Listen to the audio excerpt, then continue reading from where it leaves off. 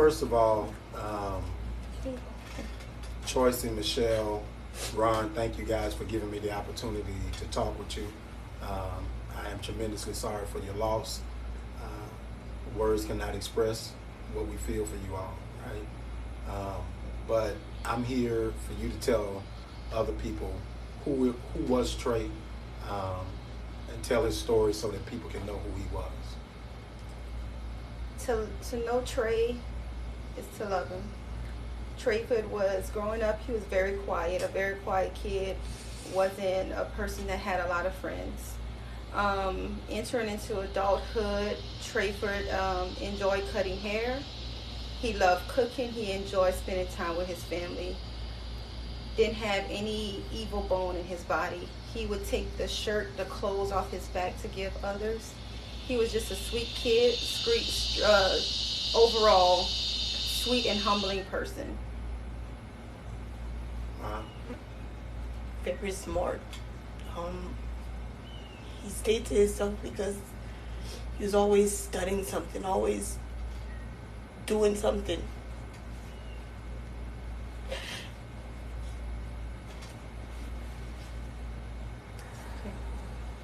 Take your time.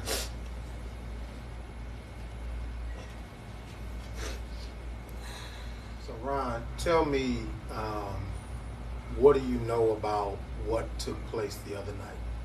What we know is that this was absolutely unnecessary, unjustified. Listen, at best, from what we saw on the video, non-compliance is a misdemeanor. At best, you get 6 months for that. For someone to get a death sentence for what would amount to be, if there was a crime committed, a misdemeanor is absolutely ridiculous.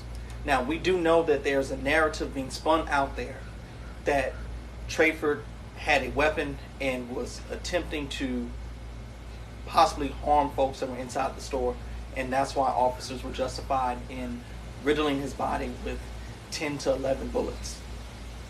But here's what we know, because we did the work by getting on the ground.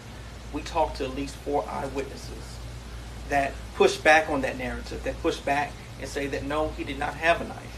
One of the individuals we talked to was actually inside the store at the door that Trayford was walking towards when the gunshots rang out.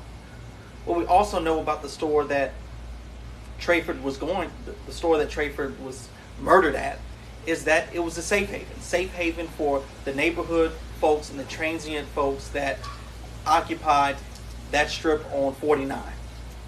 Everyone knew each other there by first name. He wasn't a stranger there. He wasn't going there to hurt anyone. He was walking away from these law enforcement officers when he was shot and killed. So we don't know the origin of what took place that night at this point. We know that there was an alleged disturbance, and I'm using that in quotes, at the Circle K across the highway. So another Circle K. Another Circle K across the highway, which in our opinion amounts to a loitering complaint. We have heard no such person come forward to say he committed a battery on someone, got into a fight, stole, was unruly in any type of way. Just that officers were asked to come out there to assist with that. And Trayford walked away. And again, he walked almost a little bit more than half a mile down the road across 2 different highways before he was confronted with an excessive amount of police officers who exhibited an excessive amount of force. For you all as a family, what do you want to see happen? What is it that you want to see your community do? What is it that you want to see from your government? I need answers. I need to understand why.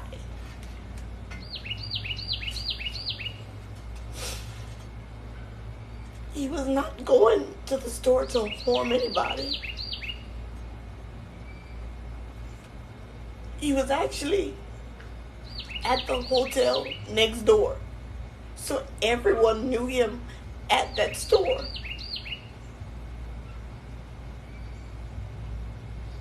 And Ron, you said that the eyewitness that you spoke to was preparing to open the door for Trayford Yes. because he knew him. He knew him, and he saw that he was in danger. He saw the police presence that was coming behind him and was attempting to give him refuge. So this narrative that police are giving that he was attempting to go in the store to harm somebody isn't true, because the individual there, the door was locked and he was preparing to open the door to let him into the store. That's correct. Okay. And have you all heard from the mayor at this point at all, or the chief of police? At all. So you haven't gotten a single phone call from the mayor or the chief? I've got a phone call from the detectives that's now going to be handling. They haven't given me any answer. All they told me was, we have this phone number you can call, or we're going to contact you when we have more to tell you. Right now, they're not telling me anything. I haven't seen him. I really don't know what's going on. The only thing the family got from the mayor was an insensitive statement that he put out last night that was riddled with gaslighting to take the eye off the ball as far as what happened that evening. I think that's completely wrong. I think it gives no regard to the family and how they felt and what they were dealing with. Listen, regardless of what side of the fence you end up on, Republican, Democrat, liberal, pro-police, pro-change, understand this. A family lost someone. She lost a son. Chauncey lost a nephew. A sister lost a brother. A father lost a son. Less than 24 hours ago. And to throw fuel into their hurt by releasing such an insensitive statement, I think speaks to the character of the person who released it. What can the public do to help y'all right now? Elevate the issue. Do not let this one be swept under the rug. Listen, the Say Their Names campaign, where it's more than the ones that have garnered national attention. There's more than Trayford's family out there, but this one in particular, the level of brutality that it took 11 bullets to take down one man that was not armed with a gun, I think rattles the conscience. And what we need to do is make sure Lafayette stays woke about this situation. Listen, we know we have 2 hurricanes coming next week. We do not need the pressure to be taken off based on anything.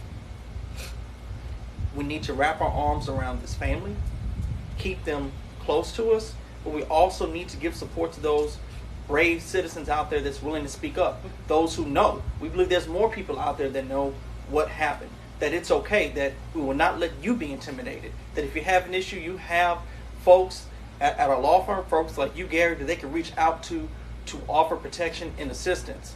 Because we will not let this case be lost by witness intimidation. You see, that's the thing. We have already gotten statements from these folks before anyone else had a chance to get to them. But the important thing now is that they stay engaged as well. So you all have talked to people before police? We have. Anything else y'all want to say? They're trying to justify why they shot him behind his back.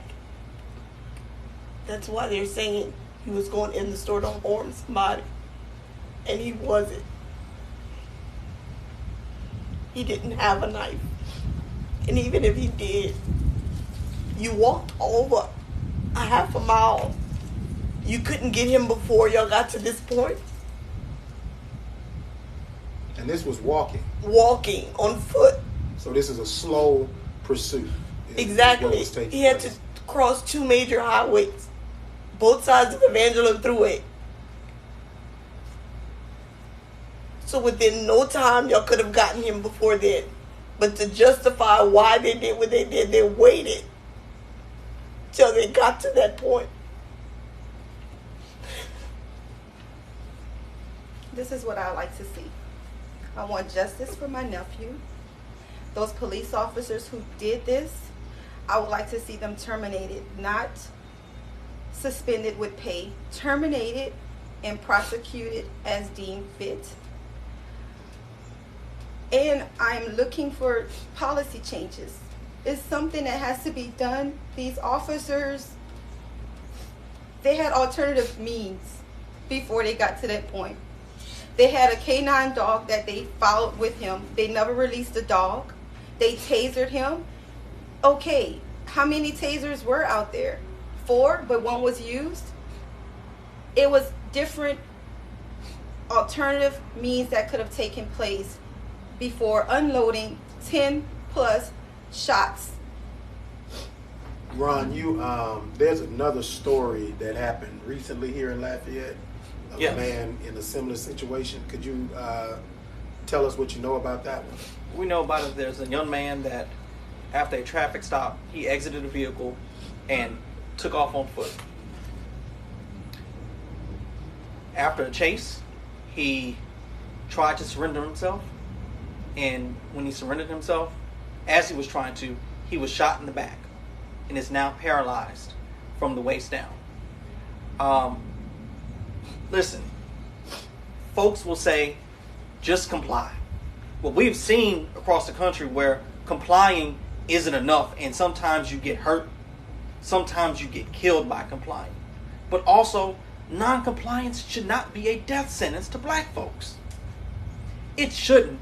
Listen, Gary, there have recent cases here in Lafayette where folks of a different hue are treated differently when they're not complying. There was recently, as of last week, a police chase that ended in the coroner's office being called, and that individual that was dealing with mental health problems got the initial treatment he deserved.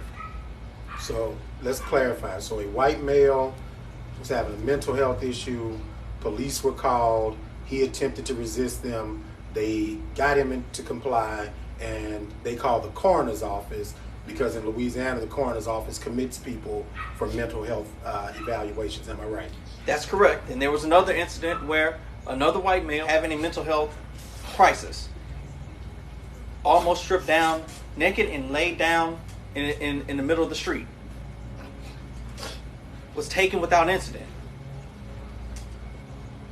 Why are the rules of engagement different? I think that's why the people in Lafayette are enraged right now. That's why this is grabbing the public conscience right now, is that we see 2 different rules being applied. The rules being applied if you're black, and there's rules to be applied if you're not. And unfortunately, the rule book for us has dire consequences. We're going to do whatever we can to help y'all. That's my word. All right. We appreciate that. Just finished talking to the family of Trey Pellerin, and my heart is broken for them and what they are enduring, and it's enough. We have had enough of this, and we really need you to stand up and make some noise. Lafayette is a place where situations like this get ignored, where people in the media disregard black humanity.